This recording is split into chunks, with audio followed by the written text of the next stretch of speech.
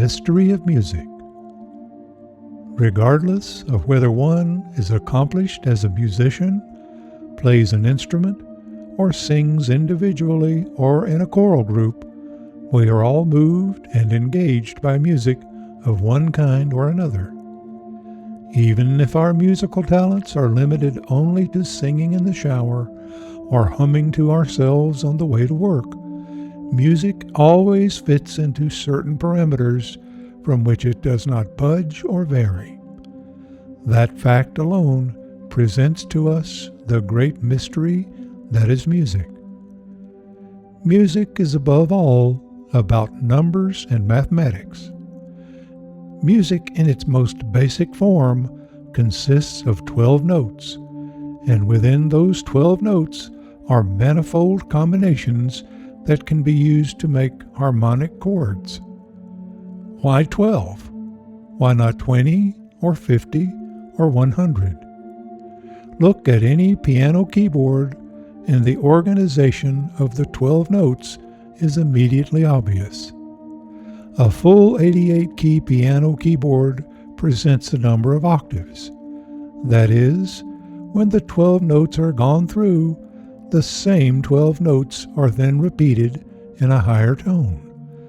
They are the same notes, simply higher in pitch. 12 is a number that recurs quite often in nature. It seems to have great symbolic spiritual significance, representing the concept of completeness in the Judeo-Christian Bible. And of course, the 12 musical notes also represent completeness. How did this come to be? That is unknown and therefore a great mystery. But that is not the only mystery associated with music. There is the whole concept of duration of notes as they are played. Music is represented on a staff. The notes on that staff may be represented as 16th, 8th, quarter, half, or whole. Why are there no 13th notes or 6th notes? Presumably because everything fits into those precise mathematical definitions. But why should that be? Who made the rules that limit all music to such precise parameters? One of the interesting mysteries about music is just how incredibly complex it can be when it has so few divisions, that is, the 12 tones and divisions of notes. This complexity is very obvious when we listen to a full symphony performance, wherein many different instruments are playing melody and harmony lines, and each musician must be exactly in time with all of the other musicians. There are many virtuosos in music, those who through some innate and natural talent can do things which the musically unblessed can never do, regardless of how much effort and sweat and practice they may devote to the art. And yet, one can be a tolerably good musician simply through applying huge amounts of effort and practice on a daily basis. When we think back to the supernatural or spiritual realm of past mysteries, it appears that there is something about music and mathematics that are beyond all human understanding.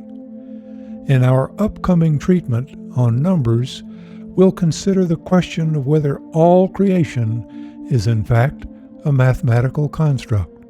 For indeed, how could anything exist that cannot be defined in such terms? That would certainly include music as one branch of that mathematical mystery.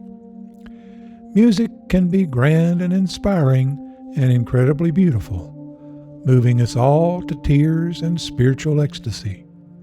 But music can also be crass and vulgar and harsh. Does it therefore fall into the same sort of dichotomy we see in so many aspects of existence? To wit, good and evil, hope and despair, night and day, and many other divisions. The fact is that many people knowingly and willingly choose the crass and vulgar forms of music instead of the noble and beautiful. Why is this so? Certainly, that is a mystery, along with the very existence of music itself. Mystery or no, we all have the music in us, the rhythms, the tones, the songs. We cannot help but embrace that music. If it is indeed a fundamental part of our existence, then the question of why sets forth a grand mystery that we cannot fathom.